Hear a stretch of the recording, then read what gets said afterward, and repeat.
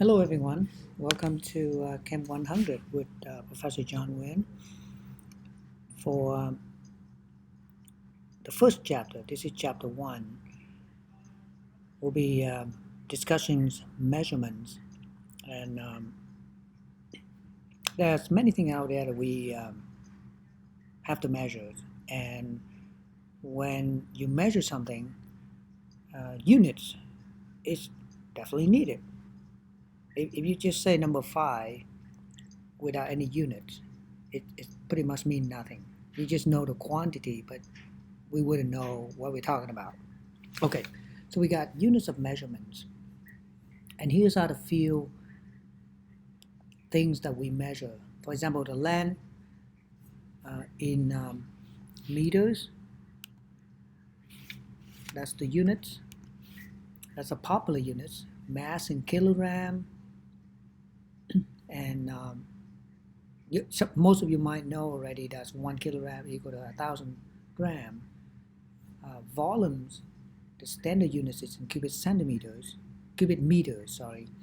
And 1 cubic meters is a lot, it's 1,000 liters. And 1 cubic centimeter is 1 ml. Time is going to be in second, and temperature in Kelvin. And that's the conversions. Kelvin temperature, we got the, take the Celsius plus 273, you got the Kelvin temperature. Okay, so those are just to give you an idea what kind of units we'll be dealing with. Now, scientific notations. Scientific notation is also known as exponent notations, used to conveniently express a very large numbers or very small numbers. Here I give you two examples. When you have a large numbers, especially ending with a lot of zero, if you guys don't want to keep writing too many zero, you can write to the power. If you don't have any decimal place to begin with, you start from all the way from the right, and every number you move, that's one place. So you go 1, 2, 3, 4, 5, 6, 7, 8, 9, and that's why you get 10 to the 9. Okay? Imagine if you have a lot of zeros, you can just drop the zeros and have the powers. For example, if you have 5,000, that's 5 and 3 0. You would write 5, 10 to the 3 powers, and you're done. It's so convenient, right? Now, just like this, you have a lot of zero as placeholder. You got, it has to be after the decimal point, so you got 1, 2, 3, 4, 5, and we got to go one more, okay, because the number has to be 1 or greater, but less than 10. And that will give us 6 places, and that's why you got 5.897 10 to the minus 6. Now notice that all the zeros gone, and that's the whole point of using the negative, using the scientific notations, okay? And here's the metric prefixes, good for conversions.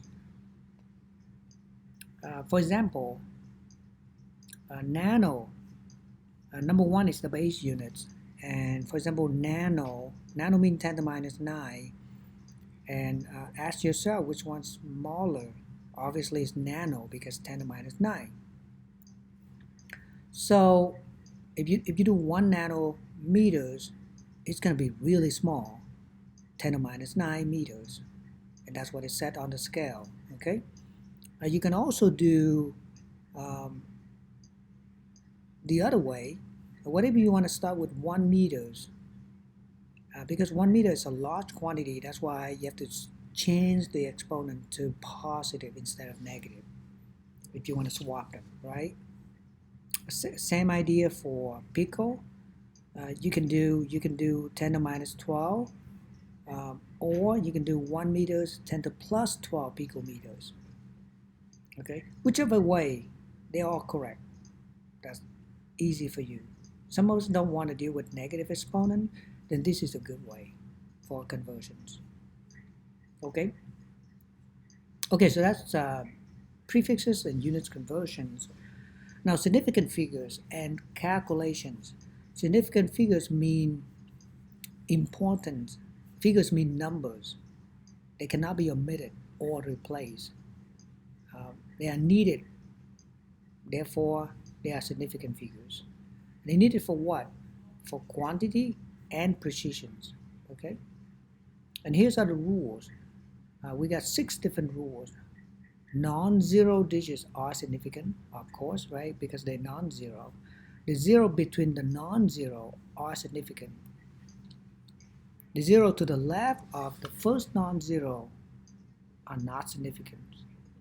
The zero on the right, and also you have to have a decimal point to count them as significant. And if you have a zero, like 5,000, no decimal point, then we're not sure, so we don't count them. Okay? In that case, that's why we have scientific notations. Okay, here's a few examples. You got 25.00. Now, that number 25 is good enough. It tells you we have 25 quantity. However, there's a decimal point, and there's 2 zeros. Because of the decimal point, we count this 0. Not for quantity, for precisions. Okay? So 25.00 is a very serious measurement with 2 decimal places of precisions. That's why it has 4 significant figures. SF stands for significant figures. Now 0.02500 also has 4 significant figures. Now regardless of how it's written, the 0 on the left side never counts. It has to start with a number that's non-zero. Okay? So that's why it has only 4.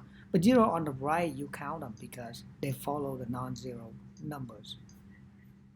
Now 1.00, same idea as 25.00. You count number 1, you count everything after that because it has a decimal point. That's why it has 3 significant figures. Now here's this, similar to the point, the one on the left. If there's nothing, if they all 0, you don't count them.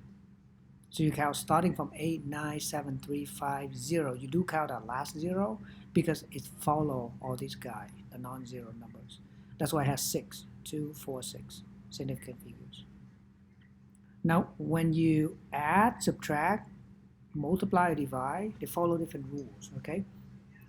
Example is the best way to talk about this.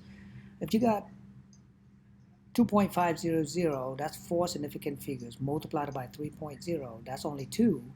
So you're limited by 2 significant figures. That's why your final answer must have 2 significant figures. You always follow the least one, okay? Whichever is fewest or fewest. Now, when you add or subtract, it's different. You follow the number with fewer decimal places when you add or subtract. So if you add a number with 3 decimal places with a number with 1, let's say if you add these 2 together, this one has 3 decimal places and this one has 1 decimal place. When you add them, you have to round it up to 1 decimal place. So you're limited by the number with the fewest decimal places. Okay? Now for log, it's a little tricky, but we can talk about it later. And here's an example. When we do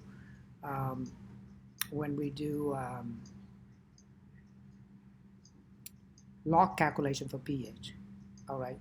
Now I'm going to stop right here, and then we'll continue with the conversion factors in the next video. All right.